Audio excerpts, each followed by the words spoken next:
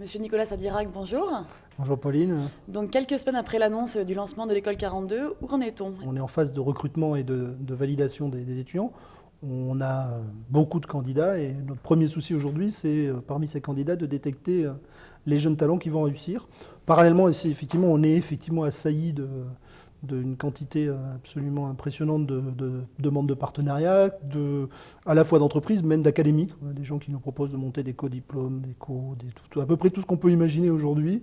On est en ce moment plutôt sur la réserve là-dessus parce qu'on n'a pas trop le temps.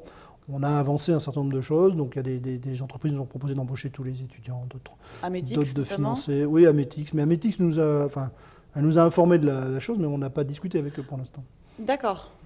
Parce qu'on a vu beaucoup d'articles, effectivement, où ils s'engageaient à embaucher les 1000 premiers diplômés avec un salaire à 45 000 euros. Donc on a vu ces articles, on a discuté avec eux. Bon, sur le fond, ils prennent pas beaucoup, ils s'engagent pas à grand-chose, puisqu'ils savent très bien que sur ce marché, ils sont tous plaçables, parce qu'ils ne vont pas les embaucher.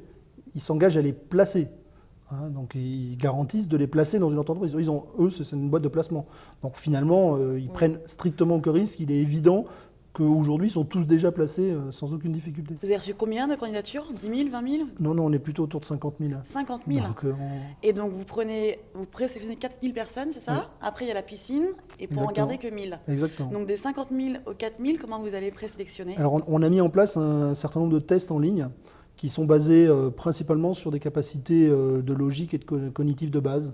Donc la capacité à ce qu'on appelle la mémoire instantanée, la capacité au mapping, la capacité à des déductions, à hypothèses déduction et la capacité à la logique procédurale.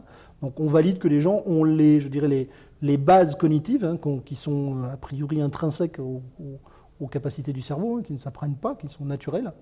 Et à partir de là, on va déterminer les 4000 qui ont le meilleur potentiel. Et donc après, les 1000 qui seront sélectionnés, la rentrée sera en novembre 2013? La rentrée où on aura les 1000, ça sera en novembre. Par contre, pendant l'été, ces 4000-là vont tous faire une piscine d'un mois où ils vont faire de l'informatique de façon très intensive, en groupe, où on va valider leurs vraies compétences à travailler dans le numérique, en équipe, pour inventer des nouveaux concepts, développer des logiciels, etc. Donc juste pour rappeler, les critères d'inscription, il faut avoir entre 18 et 30 ans? Il faut avoir entre 18 et 30 ans ou être dans l'année de son bac. C'est-à-dire que si on a 15 ans et qu'on est en terminale, on vous prend, même si vous ratez le bac, au passage. Voilà, c'est tout. Entre 18 et 30 ans, être passionné d'informatique et avoir du talent. Aucune exigence de diplôme? Aucune exigence de diplôme. Force est de constater qu'il y a des jeunes qui n'ont rien à faire dans le système scolaire. C'est pas de leur faute, c'est le système scolaire qui ne leur correspond pas.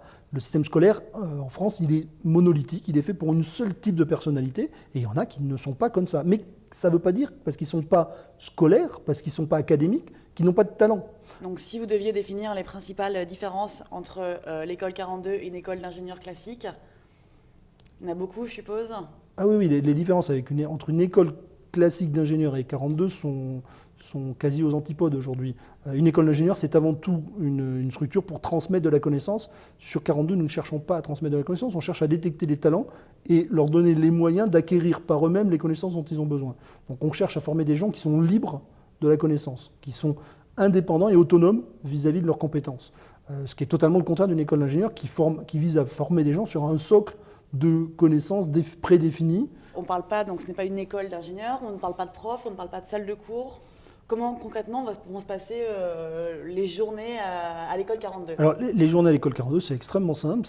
On va fournir aux étudiants un ensemble de challenges, de problèmes, qui seront apportés à la fois par nous, donc le corps pédagogique, mais aussi par des entreprises, par des communautés, parce qu'on a rencontré beaucoup de communautés open source qui vont nous accompagner.